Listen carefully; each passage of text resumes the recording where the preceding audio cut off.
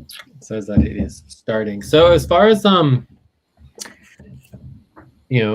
in general, I feel like some of the comments I gave to Joyce about her verbiage and messaging are very similar to you, where it's a lot of information. Like for me, I think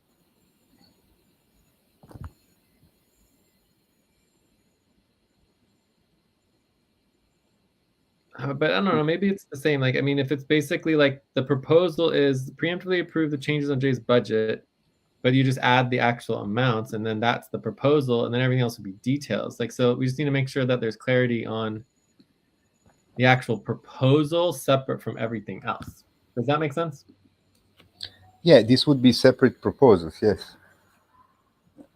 For each You just preemptive. have one proposal. Here's the first example.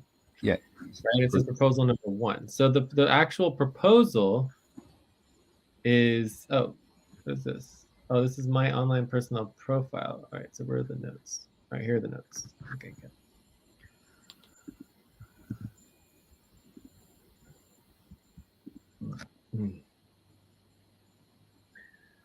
So the proposal is like a half sentence. It's really short. Okay. So we'll go on the notes, and I'll go over it in detail. But all right, here. So the notes are here. I don't have a lot of time right now. I'm kind of distracted, but I'm a little above it too. Let's say we're about the same. It's late. I'm distracted. Focusing on the budget. I think the topic is the proposals, I guess. Or no, preemptive proposals. Preemptive proposals. All right, so let's start with the preemptive proposals, and then we can go back to the rest of the budget. To the options. So topic 1, preemptive proposals. So on the preemptive proposals, you have the example here of, it's like, it would take me a very long time to read this all. So the key thing here is that the proposal is this, line 15. That's the proposal. Everything else is what we would call details, right? Or on the form, there's like something called a description. Yeah, details. Okay, so the problem with the proposal here is it doesn't meet policy. So to fix this proposal, you would write, I'll put it on line 20, preemptive approval changes on Jay's budget from $750 per month current to $5.50 per month for the March-April budget.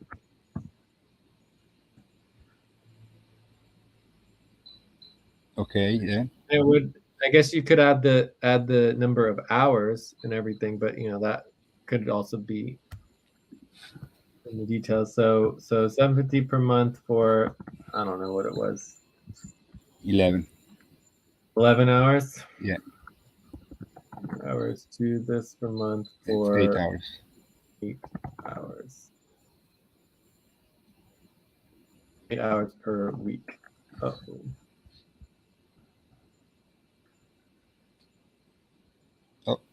That's what it was.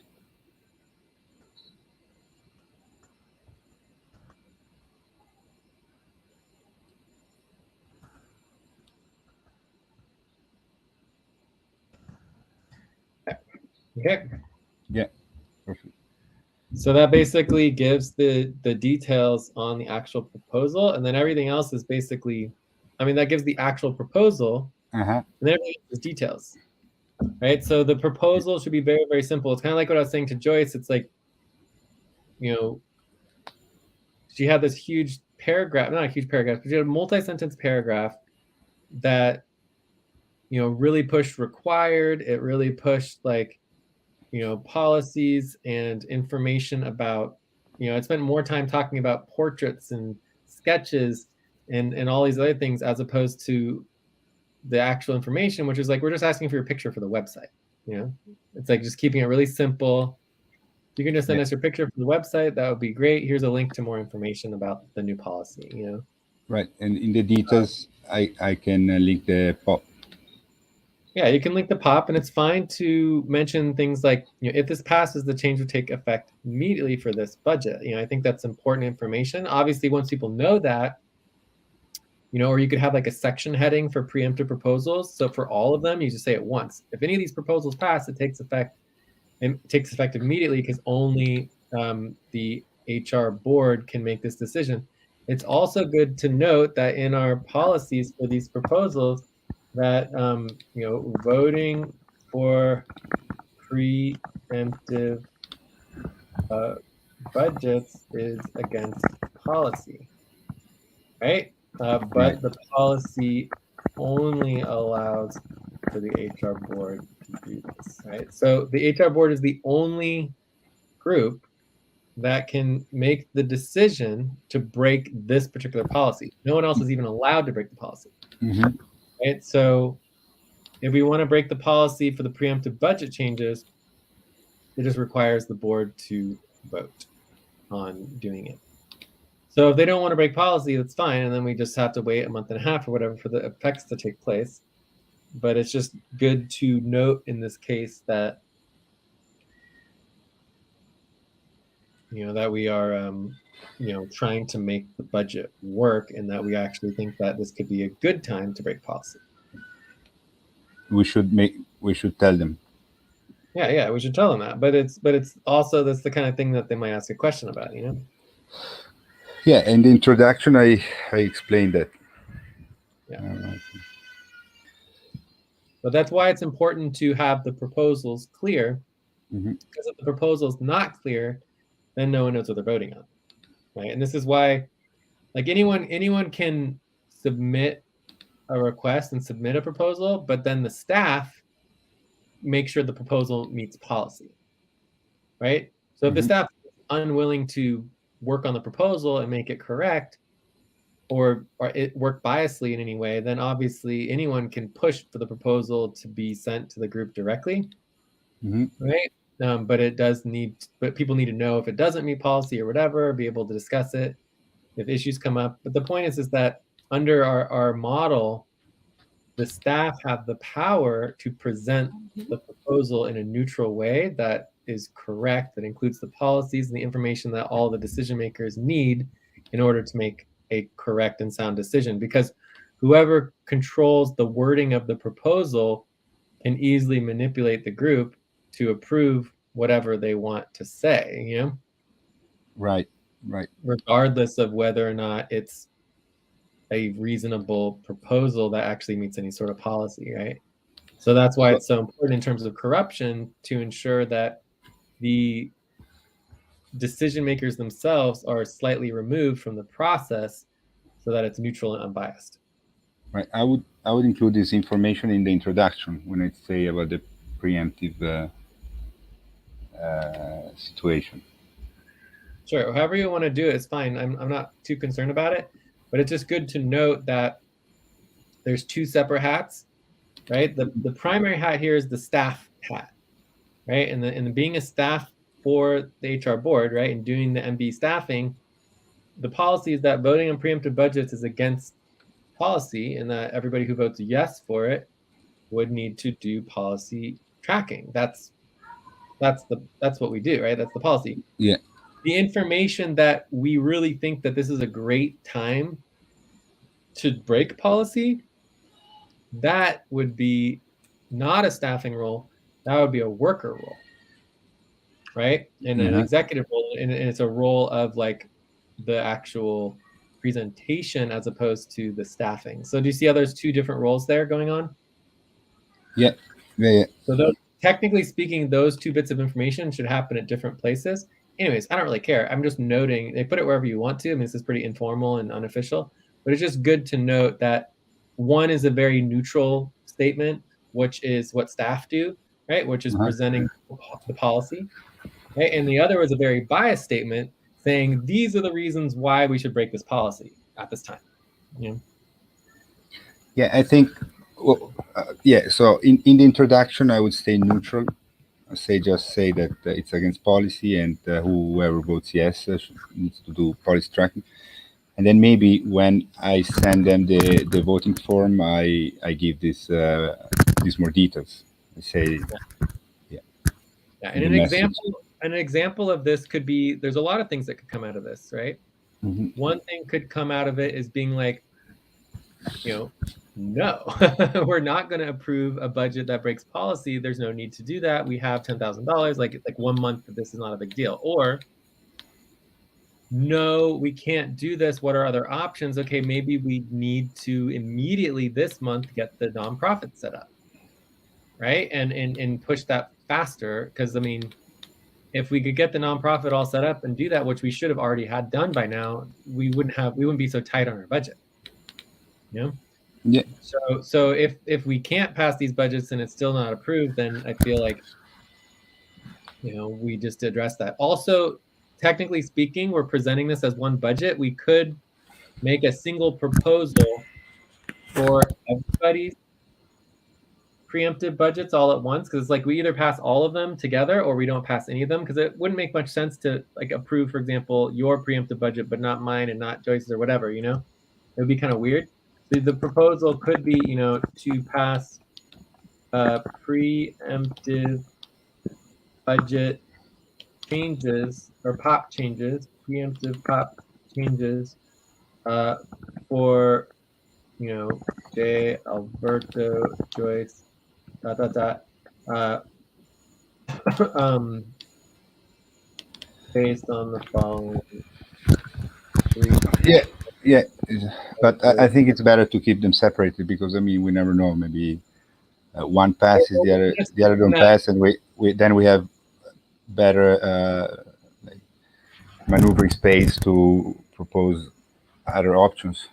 Yeah, I agree. I mean, if some of them pass and some of them don't pass, then we can just deal with Yeah, whatever we want to deal with it in that situation. Because I'm sure it's fine. I don't think it's against policy to basically like to follow the policy. So it's like it gives us the option. But if someone doesn't want to change their budget, then if there might be some flexibility there to make sure the budget actually works. yeah, perfect. All right. Any other questions on the preemptive proposals? No, I think it's good. This proposal, it's Okay, perfect. so then I have a question on the overall budget options. Do you want to go into the overall budget options as topic 2? Yes, let's go there. Let's go into option topic 2. What do you want to start on topic 2 first, or should I just jump into my question? Or Now, if you have question, let's address your question first for sure. Let me eat the budget here. okay, so my question is, it says that my budget is 618 or something like that. Where?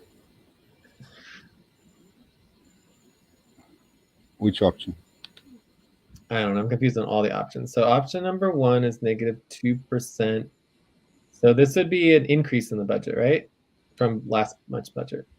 No, option one is exactly the same budget of last month. But didn't we approve a 5% decrease? Yeah, but it was on the time budget. Oh. Like from the baseline, you can see here. You can see under the justification, there's a summary of the cuts. So this is 748. So I don't know what that means. Option 2 says 714. Also don't know what that means. Option 3 says 612, which again I have no idea what that means. And option 4 says 612. Again, I just don't understand what any of that means, right? So as I said before, it's like for me, for example, on the top, there's 2 options. There's the current budget, which is 750, and then there's the preemptive budget, which is 550.40. All right, no in between, right?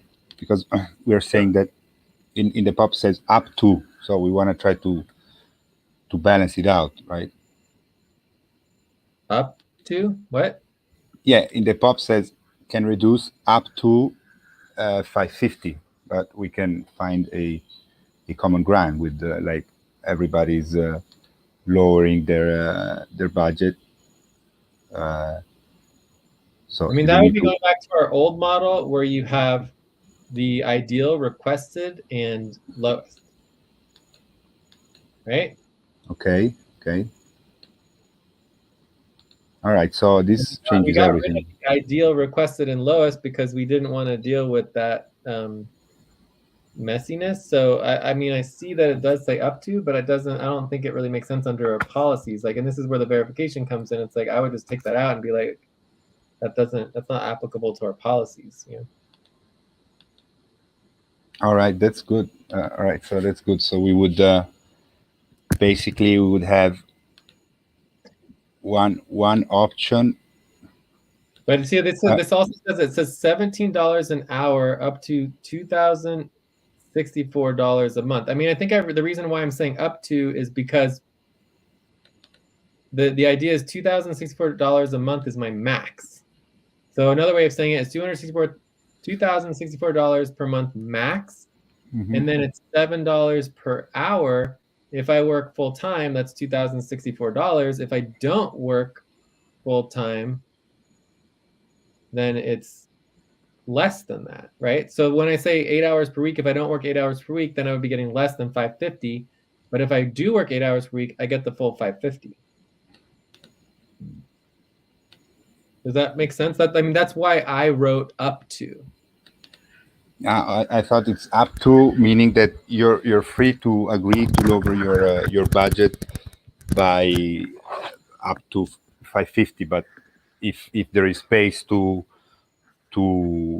keep a higher amount, it's allowed within the Yeah, but the boundaries problem with that is of that the it pop. changes. The problem with that is that it changes the hourly rate. No, the hourly rate stays constant. How Changes does the hourly rate constant? You just change the number of hours. the number of hours. Yes, Yeah, but that's it right. doesn't say that on my pop, right? It doesn't say that up to 11 hours, but you can It give says me less hours. up to 8 hours. So No, I it doesn't thought that say I could work within the 8 that. and 11 Up to hours. $550. Anyways, it was really bad language, but I'm making it clear now that it's not up to whatever number of hours you want. It's up to how many hours I work depends on how much money I get. Right? So this is why it's important that all of the pops have the same format so that there isn't any confusion in the verbiage, right? Right, right. So we need to be doing better on our pop verification, and whatever the policy is the same for everybody. So, you know, as far as I understand, the current policy is that you have one pay rate, and that pay rate is proposed and either approved or not approved. And we do not have any ideal, we do not have any lowest requested, like none of that is that's all no longer in our policies. So Yeah, there's no like wiggle room, which we could bring back the ideal and the requested and all that. But the problem with an up to, then that would imply that you could have $0. But my pop doesn't say that I can do $0. Do you see what I'm saying? no, your pop says $70 for 2064, but can switch when needed. That's how I read it. Can switch when we need, like in this situation, to reduce pay for 8 hours per week, 550 per month, Well, it resting was back up pay. to 550 per month is what it said before, Yeah. right? Up to 550 per month. So there is only this option. So if it switches to 8 hours. Finish. That's the baseline, right? Yeah, because The otherwise it bottom would be line. $0. Because what you're saying is that the up to means that it could go down to 0 hours and $0, and No, that no. there's I no did the up to I invented it. No, it says for 8 hours. Pay for 8 hours per week, up to 550. Yeah. yeah. But I'm taking out the up to because obviously it's confusing. All right. Yeah. Can switch. But anyways, So if you what I switch to tried the to reduced pay, you switch to the 8 hours. That's it. Okay, yeah. got it. What I All right. tried to explain before, and what I'm explaining again, is simply that everybody's POP is fixed. You have the current POP amounts, which in this case for me is September, October, right? Mhm. And then you have the March, April budget changes. So there's only two options, right? With the preemptive approval, which can only be approved by only break policy by the HR board. So, basically, I'm putting minimum wage here, and I'm putting my $17 an hour because basically this is like, related to my equity. Just making sure the equity is clear, that I'm asking for full equity of the total amount. Okay. Or back pay or whatever, right? Related to back pay equity. Back. All right. So yeah, this is different. All right. All right, Jay. So at this point, I need to review the options, or we can review them together. Because I believe this is now 1720. Yeah, but I mean, I tried to explain that before. I was just trying to say, like, it's just verifying the POP, seeing what their amount is for the current budget, what it is for the, future budget, and then that's it. I mean, we could put it on a single table very easily and very quickly if we need to do that. Oh yeah, you're doing it right here. Current budget, preemptive budget. Yeah, so it'll be Alberto, Joyce. You said Mamoon was the same for both. yeah, Mamun kept the same. And you've got Moth. I'm assuming Moth is the same. Ate, I don't know about Ate. Ate is $15. 15 hours. It stays the same. No, Ate, the only ones that are have agreed for the moment, it was you, Joyce, and I.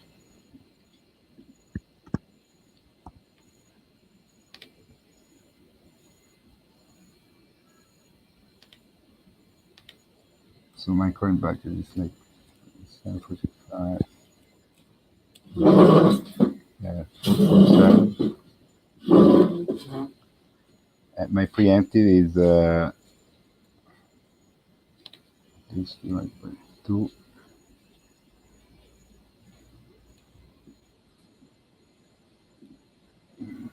Joyce is Joyce is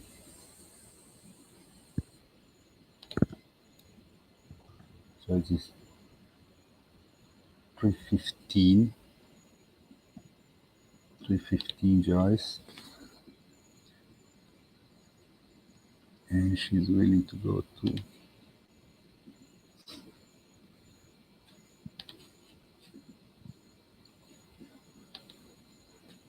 15. So I calculate something like 35% cuts. And I think that's primarily from your proposal, which is dramatic because you're cutting 50%, right? 263. Yeah, because I hope to get it back in the non-profit budget. 263.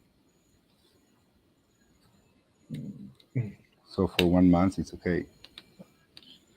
So hopefully we'll settle the non-profit budget. Yeah, and I think that we might want to consider, like, I'm trying to think of different ways of doing it. One way of doing it is keeping everything under the same budget, and then, like I said, splitting up the nonprofit and the for-profit parts of the payroll in relationship to the pay amounts, right? In terms of how much work is done for the nonprofit and how much is not, right? Mm-hmm. The other thing that I think is a possibility for the nonprofit budget is that basically, create a new nonprofit POP. Basically for CCC, and then the position and the work billed to the nonprofit would be separate and a separate pay rate. So basically, that it would, in essence, it would almost be like a separate work tracking spreadsheet, right? But they could be on the same spreadsheet. I guess it's a separate work tracking tab. They could be on the same spreadsheet, but they're definitely separate responsibilities and separate hours. So it's possible, like, one way we can model it out is that we get paid by the for-profit, paid by the nonprofit, except the work we're doing for the nonprofit is different. And so if you're doing a responsibility that falls under the nonprofit, you can add those to your nonprofit hours and your nonprofit, total pay for your pop. So it's kind of like having two parallel jobs that are basically the same job, except they have different responsibilities and oversight. Right? Yeah, exactly. I mean, if we want to set up a nonprofit budget, it should have proposals to the nonprofit budget should be like a mirror work, but should be on its own, right? But it might not be a mirror work. That's what I'm saying, is that you'd have responsibilities that would be for SVG, and then you'd have separate responsibilities for the nonprofit. That there would be two different sets of responsibilities. For example, like nonprofit taxes and different program budgets and other things, the sponsorship program. Anyways, the point is that we could that might be one way to do it. The other way to do it is just have a single pop, right? So if you have one pop, then the total amount of the budget is determined by the pop, right? If you have two separate pops, then you have two separate amounts, one on each pop. So does that make sense? That it's that those are very different ways of doing it. And if you had a single pop, your budget and reducing it by such a large amount, technically speaking, it's not just like for a month, right? This is 6 weeks after the full moon. It wouldn't be until the preemptive is what, March, April. So it would be the April, May budget. April, May. Oh no, this is the March, April budget. March, April. So it wouldn't be until the April, May budget that you could change your budget again. Yeah, when we're hopefully going to have clients and everything. Yeah. Yeah, but it's again, that's a lot longer than 1 month. So the other way of dealing with that is, again, having a new pop for your nonprofit work, and that instead of just saying like, okay, we're just going to track the hours separately in relationship to the payroll process, we actually separate the actual work itself, right? That the entire, in essence, you're creating a separate payroll just for the nonprofit. Specifically, it's basically like two separate jobs, right? So instead of having one job, you'd have two jobs. Yeah, right? I don't see how else we want to do it. I mean, obviously, the hours that you're getting paid for the nonprofit needs to be tracked very clearly. Yeah. So I think overall that, and also the other thing that's important about the nonprofit is that the nonprofit has no equity.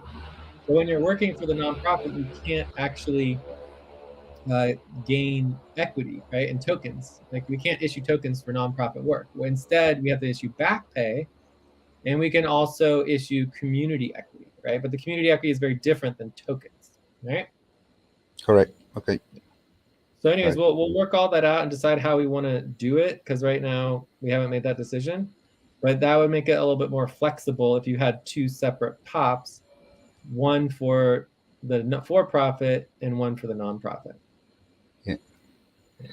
So this SEJ, I might change to, let's do 9 instead of 7.5. 9 what? Oh, like it changed to 22%. That's not so bad.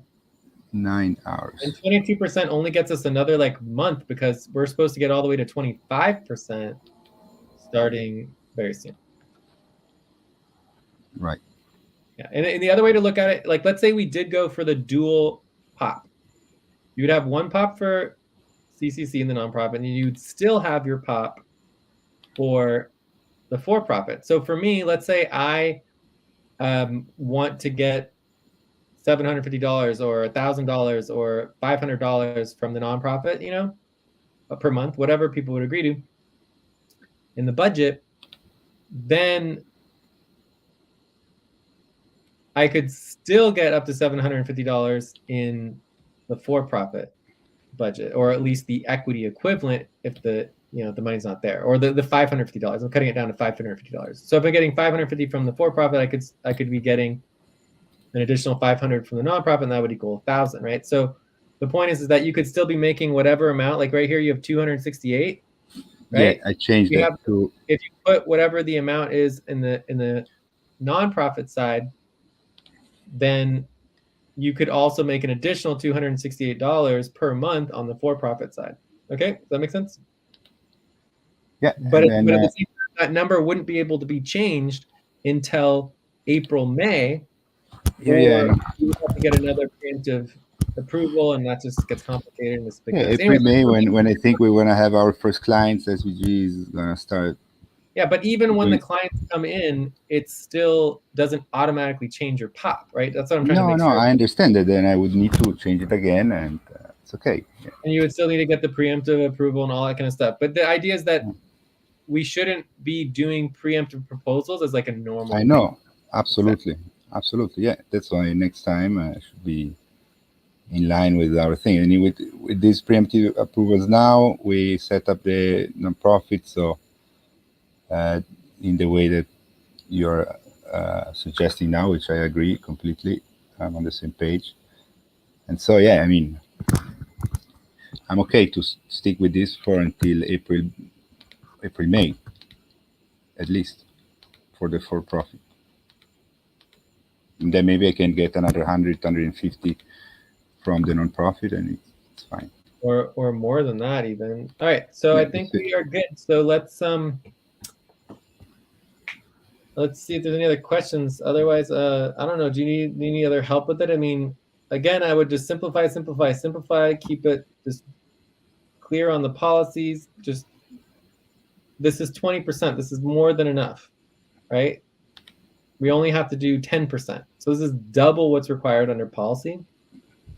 Mm-hmm. Based on the preemptive budgets. And then if you want to play around with the time budgets, you can, but it's just not required under the policy. Yeah, absolutely. Okay, Jay. So I don't know how we're gonna manage to approve the options. But I mean, what I'm saying is I think there's only two options. Well, it depends. There could be one option where where like for example, I don't know, we don't consider the preemptive change for Joyce, right? Or I don't know. I mean, Maybe again, I would just keep it simple. I mean, this is why. Yeah. All right, let me take a deep breath here and back up for a second. Uh-huh. The budget process is supposed to be simple. And I feel like you guys always are complicating it so much more than is required. So in a simple process, in a simple model, you just go to the simple solution and you do it easily and quickly, and you deal with any like foresight that you can on like a necessary situation, and then you get it sent out and you move on it, you vote on it, you move forward, and then you see what the outcome is. Based on the outcome, you throw out another budget proposal, right? And you update it and you fix it, right? If it doesn't pass the first time, that's the process that we should have. Like what I don't like is us constantly trying to have everything so perfect that it just takes us weeks and weeks and weeks to do the budget. Like it doesn't make any sense. Like the budget should happen so quick and easily because it's literally exactly the same budget from the previous. Right? It doesn't make sense that we would need to take 3 weeks to update and redo the budget. It's like you just send it to the HR board with the options that we have, right? And then they vote on it, and then we find out what happens, right? And then based on what happens, if we need to do another voting round, we can. Obviously, in this situation, we're concerned because of the the fact that we have this problem with the upfront pay stop, right? But overall, like just because we have upfront pay stop doesn't mean we should be doing the work differently, right? We should still be doing it professionally and under the policies and following the responsibility organizing. So, I mean, no, I get it. So I'm just have a question now. Okay, yeah, there is two options. Yeah, you're right. There's two options. That's it. The current pops and the preemptive pops. And I don't know what this is in terms of like the original budget, but if that's 0%, then no, everyone this would be higher because there is moth, right? There's moth there, which wasn't there. So it's higher. Yeah, this 2069 would be higher than the 1920 921, I guess, because there is moth, right? It wasn't there moth before. Okay, So so the 1009. So the baseline is no, this is not the baseline. This is from the previous budget. Previous budget is 1,921. so, but is that the baseline? The 1921. It's the same as the baseline. Yeah, It's yeah, the it's same. the same as the baseline. Yeah, it's the same. Yeah, so we can just double check that. But whatever it is, if that's No, an I increase, checked it. Yeah, it's the baseline. yeah. So if that's an increase in the total, then we would just want to fix that,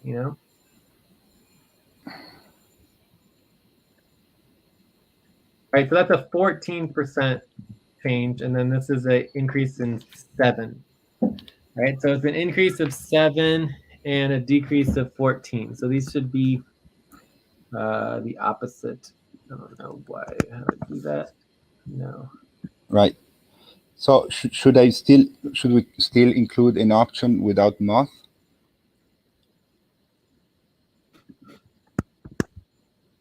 It's however you want. Like you've already done it, so it's fine. I mean, I have no problem with all the other options as long as we have these 2 options here. It's fine. All the other options you have are fine. Mm-hmm. I have no problem with the 4 different options, but it shouldn't take a lot of time. You just want to make sure that it's clear when you're voting on the options. Is it based on the current budget or is it based on the preemptive budget? That's the only thing that Perfect. I get it. Okay. Yeah. And you can do as many options as you want in regards to time budget and all that stuff, right? Okay, so we have agreement now as a team, let's say, on the options. So I can create these options as we discussed now and send already the voting form, or you want to review the voting form first, as it should be? I mean, if I don't review the voting form, it's fine. I mean, you guys have been doing the voting forms pretty good. Mm-hmm. Again, the only concern I had on the voting form before was that we didn't present the policy and that it was a little verby on future budgets as opposed to this budget, but everything else is perfectly fine. And I don't think either of those issues are going to come up this time. If there are issues that come up with the voting form, I'll let you know, but for approving, but in the context of like,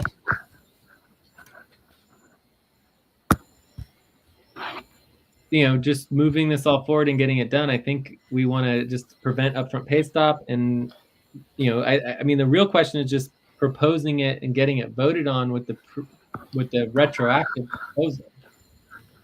Yeah. That's what has yet, right? We still don't have a retroactive proposal, do we? No, we don't. I still didn't create the proposals for the HR board. I mean, for example, like, do we even want to approve the current budget with the 7% increase? Like, that's a tough sell for me, right? So for me, the preemptive budget is the obvious solution, right? Which is why we put so much effort into it. And so if you take the preemptive budget, the proposal would be, to retroactively approve the January, February budget. I don't have the total here, but it would be for like, $1,638. This is like top budget, right? Whatever we call it, which is in the red. I don't know, what is it, like $1,000, whatever it is in the red. I don't know. Maybe it's in the red by $800. Question mark. Okay, and then to retroactively approve the budget as of Sonic Hour 3 or Hour 2, whatever it is, Friday, Saturday, January 27, 28. All right, so that's the proposal. So if we just vote on that proposal right now, then this is the amount. It would be good to add in the total budget, right? But if this is at least the pot budget, and then you would just say, okay, questions, concerns, and then obviously there's plenty of concerns, so we would vote, and it would just be me and you who are voting, right? But what it allows is it sets up the vote for anybody who wants to vote in the future. right? So then everybody would be voting on this proposal. So yes, we have other options, but let's say the current budget passes. Mm-hmm. Even if the current budget passes, we would still end up on upfront pay stop, Yeah. and there would still be dealing with the issues unless we pass both budgets. I don't know if we can pass the current budget though. So the whole idea of creating this preemptive proposals and the whole thing is that it's something that we can approve and we can pass. Whereas, and we don't know if it's necessarily going to pass the HR board because you have the policy tracking and everything. I mean, obviously we would be taking policy tracking on this as well, right? Yeah, So of course. policy tracking for preemptive.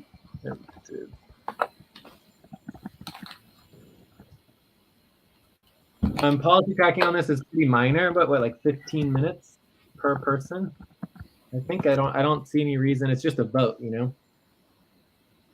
So it's not like a huge, yeah, policy infraction. So I think that is. Do we want to just vote on this right now and get it done? Wait, let me give you the numbers. So the overall budget would be $1,981. $1,981. Yeah, Okay, and that would in be the red of 886. 1,091, and this is the HR budget. In the red of 800 and how much? 886. 86. Wait a second. I didn't update your pay rate. Yeah, no. So it's a bit different. It's 1,988 the overall budget, and it's in the red 893. Perfect. Okay, cool. So those would be the correct numbers. Yeah. And then basically that's the proposal. So it's just like we vote on this, we approve it. Everything looks good for me. I mean, obviously there's concerns, you know, it's cuts, it's issues, you know, lots of questions. You know, there's the policy breaking, you know, anyways, lots of concerns, questions. I don't really have any questions. So my vote on this would be like, you know, a 7.33 because it's like, you know, we went to a lot of effort changing multiple pops, being willing to cut our personal budgets in order to meet one policy, even though it breaks another. So that's really interesting thing. It's like in order to meet one policy, we have to break another policy. Yeah, I'm a 7.5 on this. Yeah, so that's basically what they need to understand. I'm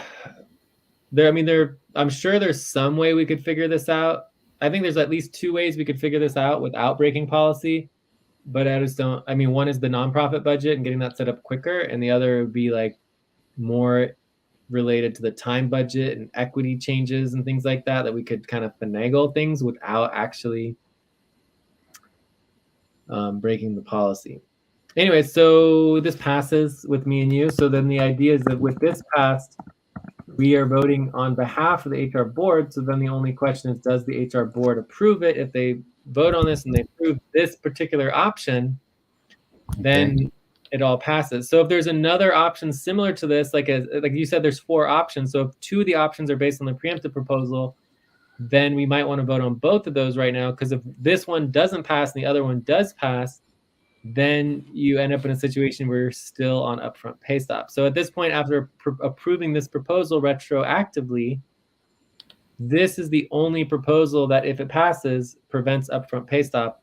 Every other proposal that passes would still have upfront pay stop. Does that make sense? Exactly. Yeah, perfectly. So is this the only proposal? We'll see how it goes. Anything else? Yeah, because the other proposals are not applicable. They're not. They're all the current budget. They're not based on preemptive. Yeah, exactly. Okay, so which option is this? They're all-time budget, basically. Yeah. Okay, but which option is this? Now it's option 3. Now I was changing the numbers into option 3. Yeah. Proposal to approve option 3 to retroactively approve option 3 for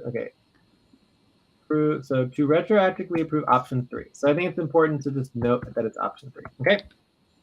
Yeah. And then we can add that to the decisions. and do policy tracking, and then we are done. Anything else?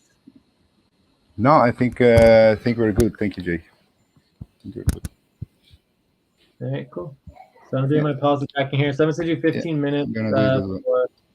for voting for preemptive changes in the budget to meet the policy on cutting 10%.